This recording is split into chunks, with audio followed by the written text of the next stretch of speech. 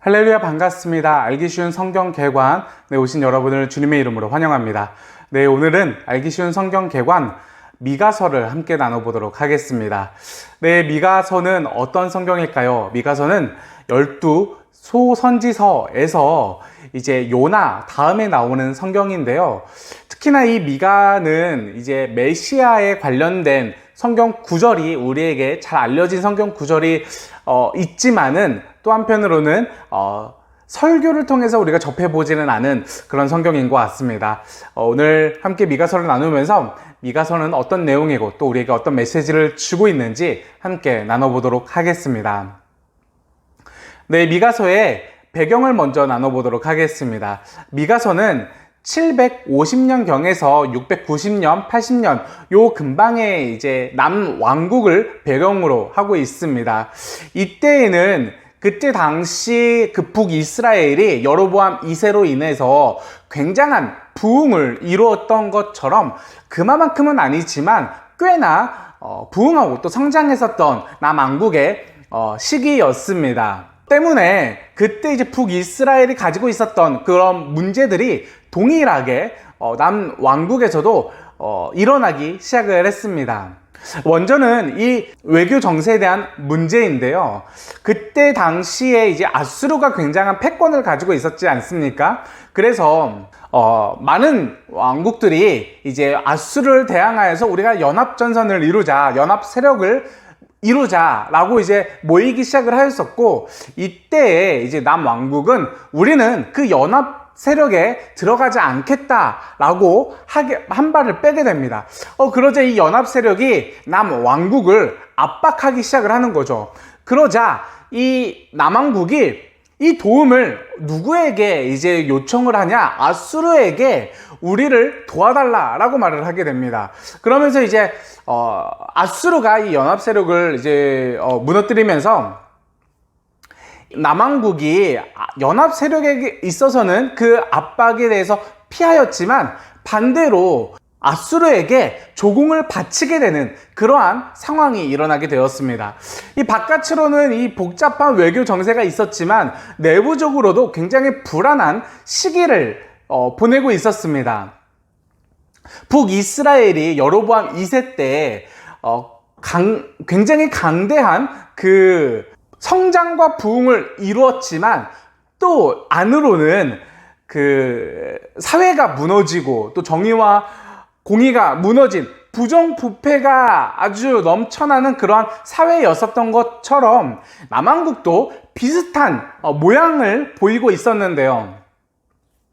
이때의 남왕국도 이제 경제적으로는 성장하였지만 이 부의 분배가 원활하게 이루어지지 않았고 부익부, 빈익빈에 대한 그리고 사회의 정의와 공의가 무너지고 부정부패가 일삼게 되는 그러한 문제가 일어나기 시작하였습니다. 이렇게 되자 이제 내외적으로 모두 불안한 상황이 생기다 보니 사람들은 우리가 모두가 하나님의 백성이다라는 이 공동체 정신이 무너지기 시작하였고, 그러자 이제 어떻게 해서든지 간에 이익을 쫓아가는 한탕주의와 또 가난한 자를 억압하고 착취하게 되는 이러한 부정함이 일어나기 시작하였습니다.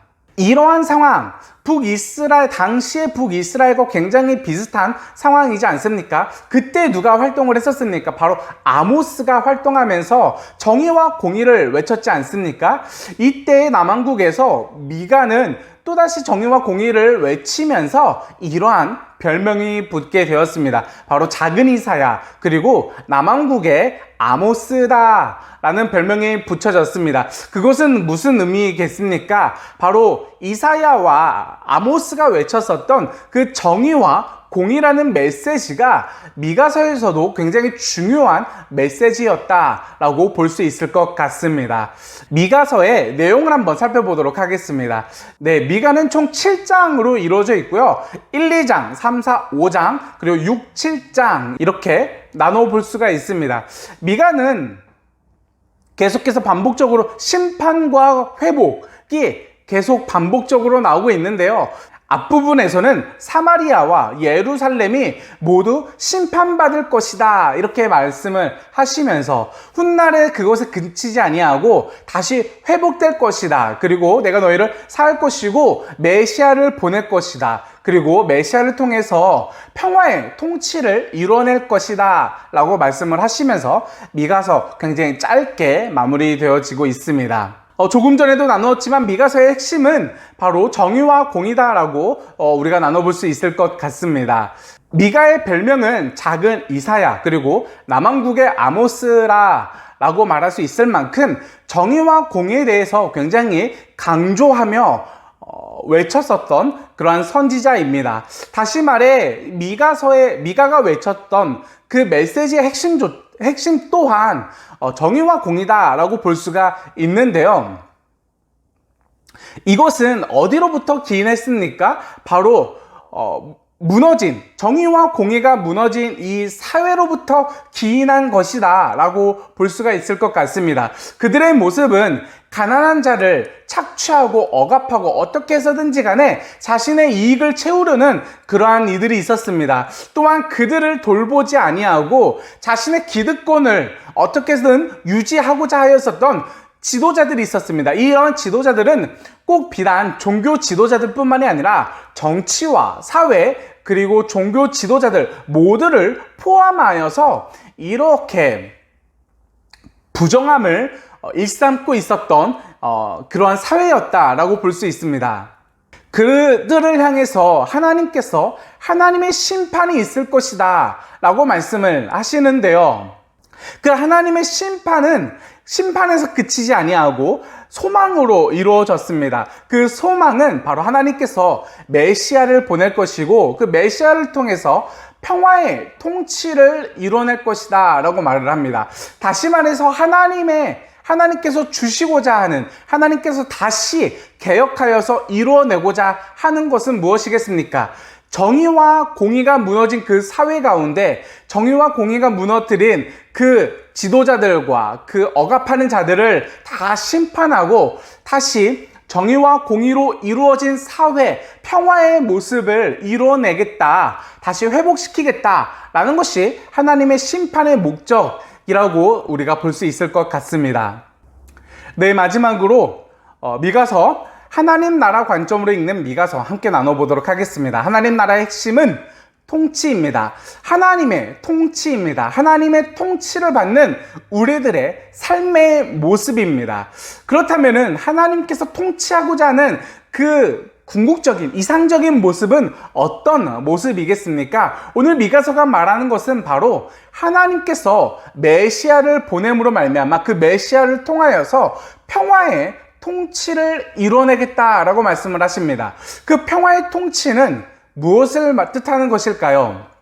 미가서 안에 있는 그 사회 가운데 정의와 공의가 무너진 그 사회 전반적인 모습을 다 심판하시고 다시 회복할 것인데 그 회복할 모습은 바로 하나님께서 메시아를 통해서 평화의 통치를 이뤄내는 그러한 모습일 것이다. 그런데 그것은 바로 정의와 공의로 통치하는 그러한 사회이다 라고 말을 하고 있는 것입니다.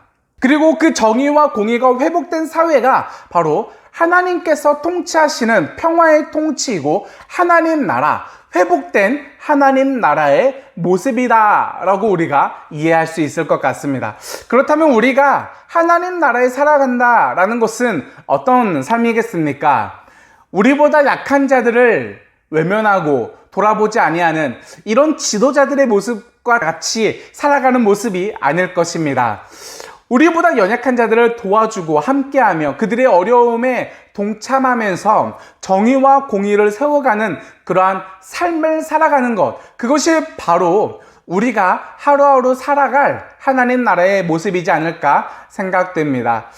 네, 이것으로 알기 쉬운 성경 개관 미가서를 함께 마치도록 하겠습니다. 네, 우리는 다음 주에 뵙겠습니다.